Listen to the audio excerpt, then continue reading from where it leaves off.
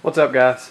Got another customer for sharpening. I'm going to make 3 videos and merge them all into one, so that's what you're about to see. Going to show the knives in the condition I received them, then the knives in the condition before I sharpen them, aka all taped up and protected. Then I'm going to show the knives after I'm done, and I'm going to show sharpness.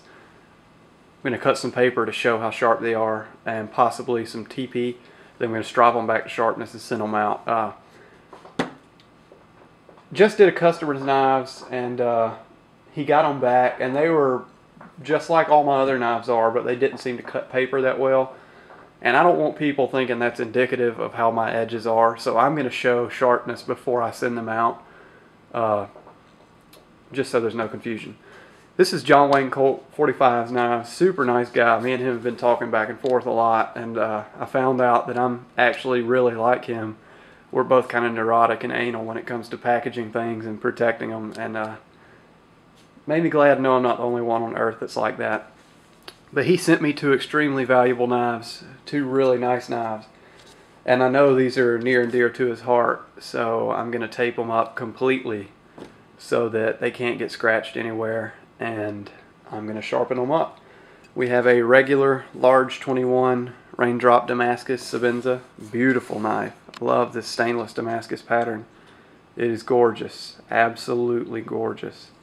And the handles actually don't look bad either. I mean, they have a few carry marks, but they're really in good condition. And we have this Jinzanzo Zulu, which is a ridiculously cool knife. I didn't really care for it when I saw his video of it, but actually holding the thing, it's totally different than what you imagine. I have to say that the fit and finish on this knife is probably the best of any knife I've ever seen in real life. And remember, I go to Blade, and there's a lot of nice knives in Atlanta around Blade time, but this literally is the best fit and finish knife I've ever held. I mean, the G10, look at this. There is no gap in between the G10 and the titanium anywhere. I mean, if you didn't know they weren't one piece, you would think they were just one piece. I mean, that's how closely they're fit and finished. Look at the lock bar. This is probably the best locking geometry I've ever seen on a frame lock knife. Super early lock up, and you have this huge linear ramp for wear. So unlike a Strider, where you have this concentric kind of radiused lock bar which develops play, I doubt this will ever develop play through its whole lifetime. I mean, it will take probably hundreds of years for this to wear over to the next side. That's really cool, and I really, really, really dig that. This thing is smooth as butter with absolutely zero blade play. I'm talking zero blade play in any direction. I noticed that the G10, the red is darker, the red and the blue is darker up here than it is. I guess that's by design, because I tried to clean it off a little. Nothing extreme. I just wet a magic eraser and rubbed it to see if it was dirt, and it wasn't dirty at all. So that's just got to be the color of the G10. But anyway, this thing is smooth as butter and fits your hand. It's just a really, really cool knife. I don't know where you get them, but I think I'll own one someday soon. It's got a really funky blade shape. It's going to be really hard for me to do that, but we can get it done. Anyway, don't want to make this a long video because it's going to be a 3-parter. So, here comes part 2.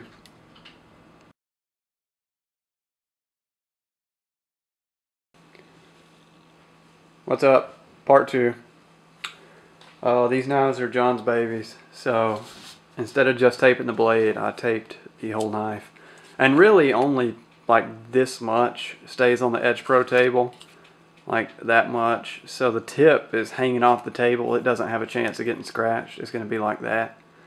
So I don't do the tip, and it has no chance of getting scratched at all. And the handle really doesn't either, because I wash my hands in between the steps, or I just hose them off. But better safe than sorry, and these are really high-dollar knives, and if he's like me about the packaging, then I'm sure he's like me about knives. And any scratch that gets put on these, I'm sure he wants to be the one to do it. So That's why we take the whole thing. Anyway, this is part 2, show the knives before I'm done, and part 3 is coming up in just a second.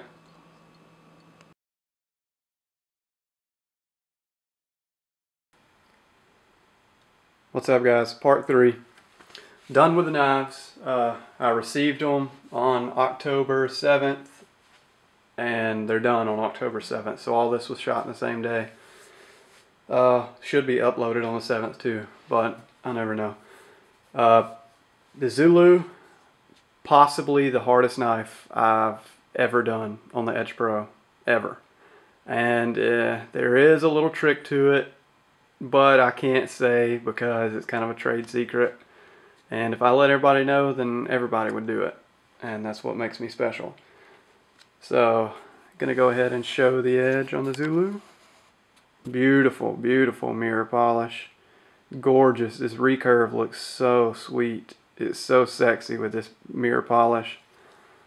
And this thing is certified hair whittling, TP slicing sharp. Cutting phone book paper is not even a test for this edge. It is certifiably hair whittling, TP slicing sharp. Matter of fact, let me see if I can pull a hair out. I got one. Let's see if you can see this. See the hair? Did you see it break it? I mean, it's... See if I can whittle it. You gotta have a light touch to whittle, and it's kind of hard to do it in frame like this, but see if I can do it.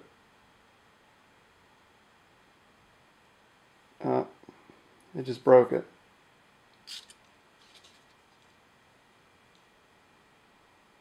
See if I can get it to whittle. Sorry if I'm boring you guys, but I know John Wayne Colt's gonna want to see it because these are his babies.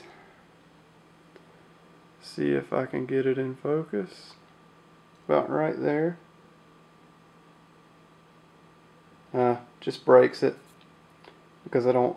Here, I can do it like this.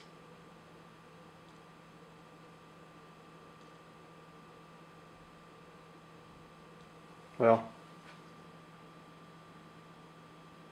it's so sharp it's just breaking the hair off. It's actually what I call tree topping sharp because it doesn't want to whittle the hair, it just wants to pop it in half. So it's actually a little bit sharper than hair whittling. It's what I call, or what is called, a tree topping edge. So definitely stupid sharp.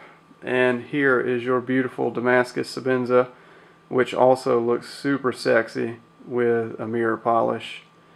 What's cool about this is even though the blade or the edge is mirror polished, if you look at it really closely with like a loop, you can actually still see the pattern in the polished edge, and that is really, really, really cool.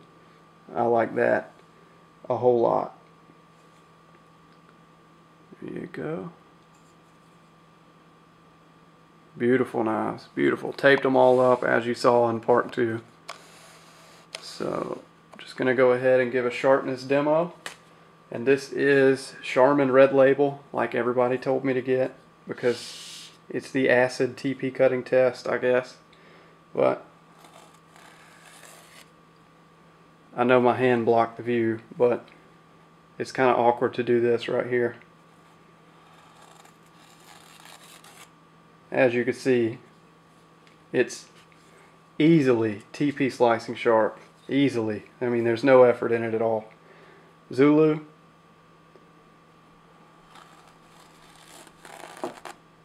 Easily TP slicing sharp. Easy. Not a problem. Go ahead and test on phone book paper. I'm only doing this because I don't want there to be any confusion if somebody tests sharpness and it doesn't appear to be sharp. Just wanted to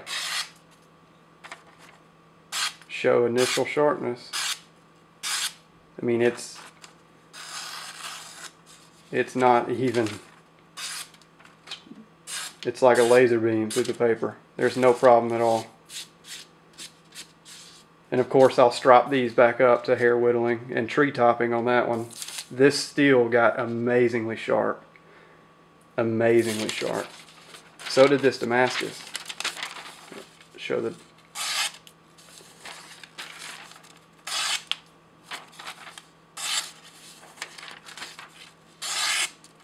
There you go, John. Hope you're happy, buddy. Taped them up. Not a scratch was laid on either one of them. Not a single scratch. I'll go heel to tip. This is heel. If I can get it off the choil. Heel to tip. Clean slice. I'll actually cut with just the tip.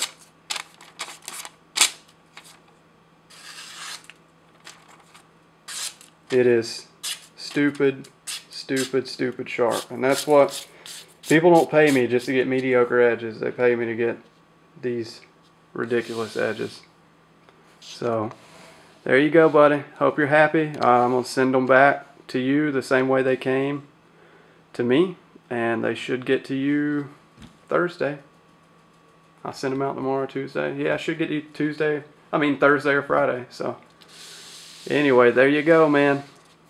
Thanks for watching, guys.